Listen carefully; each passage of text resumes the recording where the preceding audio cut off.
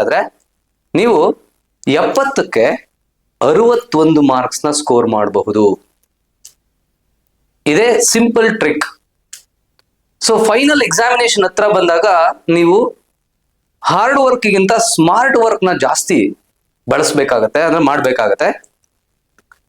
Simple ಆಗಿ ಹೇಳ್ಬಿಡ್ತೀನಿ ಯಾವ್ಯಾವುದು ಎಷ್ಟೆಷ್ಟು ಮಾರ್ಕ್ಸ್ಗೆ ಬರುತ್ತೆ ಅಂತ.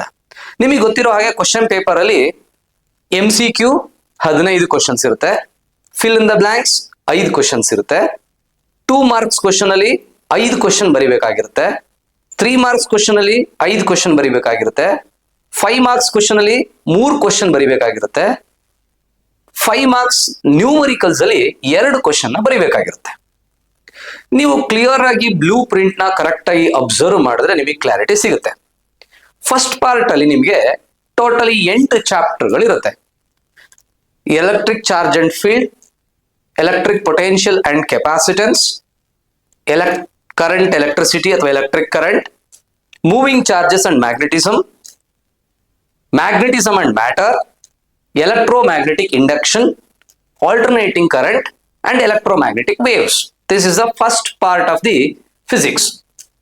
ಇದರಲ್ಲಿ fill in the blanks ಮತ್ತೆ MCQs ಏನಿದೆ ಅದರಲ್ಲಿ ಆ MCQ ಮತ್ತೆ fill in the blanks totally 20 marks ಇರುತ್ತೆ. ಆ 20 ಮಾರ್ಕ್ಸ್ ಅಲ್ಲಿ 11 ಮಾರ್ಕ್ಸ್ ನಿಮಗೆ ಈ ಫಸ್ಟ್ ಪಾರ್ಟ್ ಅಲ್ಲಿ ಬರುತ್ತೆ. ನೋಟ್ ಮಾಡ್ಕೊಳ್ಳಿ ಇದನ್ನ. ಸರ್ 2 ಮಾರ್ಕ್ಸ್ ಇಂದ ಎಷ್ಟು ಬರುತ್ತೆ ಸರ್? 2 ಮಾರ್ಕ್ಸ್ ಇಂದು ನೀವು ಬರಿಬೇಕಾಗಿರುವಂತ 5 ಕ್ವಶನ್ಸ್ ಈ ಫಸ್ಟ್ ಪಾರ್ಟ್ ಅಲ್ಲಿ ಇರುತ್ತೆ.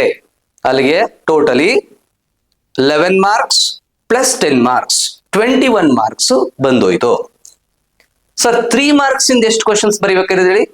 5 ಕ್ವಶನ್ಸ್ ಬರಿಬೇಕಾಗತ್ತೆ, 15 ಮಾರ್ಕ್ಸ್ ಇರುತ್ತೆ. ಆ 5 ಕ್ವಶನ್ಸ್ ನಿಮ್ಗೆ ಫಸ್ಟ್ ಪಾರ್ಟ್ ಅಲ್ಲೇ ಬರುತ್ತೆ. ಅಲ್ಲಿಗೆ 15 ಮಾರ್ಕ್ಸ್ ಕೂಡ ಆ ಒಂದು 15 ಮಾರ್ಕ್ಸ್ ಇದಕ್ಕೆ ಆಡ್ ಆಗುತ್ತೆ. Totally 11 marks plus 10 marks plus 15 marks ಇಷ್ಟು ಕೂಡ ಆಡ್ ಆಗುತ್ತೆ. ಸೊ 5 ಮಾರ್ಕ್ಸ್ ಥಿಯರಿ ಕ್ವಶನ್ಸ್ ಎಷ್ಟು ಅಟೆಂಡ್ ಮಾಡಬೇಕು? 3 ಅಟೆಂಡ್ ಮಾಡಬೇಕು. ಈ 3 ಥಿಯರಿ ಕ್ವಶನ್ಸ್ ಅಲ್ಲಿ ನೀವು ಅಟೆಂಡ್ ಮಾಡಬೇಕಿರೋ ಅಷ್ಟು ಕ್ವಶನ್ಸ್ ಈ ಮೊದಲ ಪಾರ್ಟ್ ಅಲ್ಲೇ ಬರುತ್ತೆ. ಒಂದು ಎಕ್ಸಸ್ ಬರುತ್ತೆ, ಆಕ್ಚುಲಿ 4 ಕ್ವಶನ್ಸ್ ಬರುತ್ತೆ ನಿಮಗೆ 5 ಮಾರ್ಕ್ಸ್ ಕ್ವಶನ್ ಫಸ್ಟ್ ಪಾರ್ಟ್ ಅಲ್ಲಿ. ಸೊ ಅಂದ್ರೆ ಅದರಲ್ಲಿ 15 ಮಾರ್ಕ್ಸ್ ಕೂಡ ನಿಮಗೆ ಫಸ್ಟ್ ಪಾರ್ಟ್ ಅಲ್ಲೇ ಸಿಕ್ಬಿಡುತ್ತೆ. Sir numericals, sir numericals 4 question ಕೊಟ್ಟಿರ್ತಾರೆ, 2 ಅಟೆಂಡ್ ಮಾಡ್ಬೇಕಾಗತ್ತೆ. ಆ 2 ಅಟೆಂಡ್ ಮಾಡುವಂತ ಕ್ವಶನ್ಸ್ ಫಸ್ಟ್ ಪಾರ್ಟ್ ಅಲ್ಲೇ ಬರುತ್ತೆ. ನಿಮಗೆ ಗೊತ್ತಿರಲಿ 3 ಕ್ವಶನ್ ಫಸ್ಟ್ ಪಾರ್ಟ್ ಅಲ್ಲೇ ಬರುತ್ತೆ. ಕ್ಲಿಯರ್ ಆಗಿ ಹೇಳ್ಬಿಡ್ತೀನಿ, ಕೇಳಿಸ್ಕೊಳ್ಳಿ. ಕರೆಂಟ್ ಎಲೆಕ್ಟ್ರಿಸಿಟಿನಲ್ಲಿ ಗ್ಯಾರಂಟಿ ಕೇಳ್ತಾರೆ ಒಂದು ಕ್ವಶನ್, ಆಲ್ಟರ್ನೇಟಿಂಗ್ ಕರೆಂಟ್ ಅಲ್ಲಿ ಗ್ಯಾರಂಟಿ ಕ್ವಶನ್ ಇರುತ್ತೆ. ಫಸ್ಟ್ 2 ಚಾಪ್ಟರ್ ಅಲ್ಲಿ ಒಂದು ಪ್ರಾಬ್ಲಮ್ ಇರುತ್ತೆ.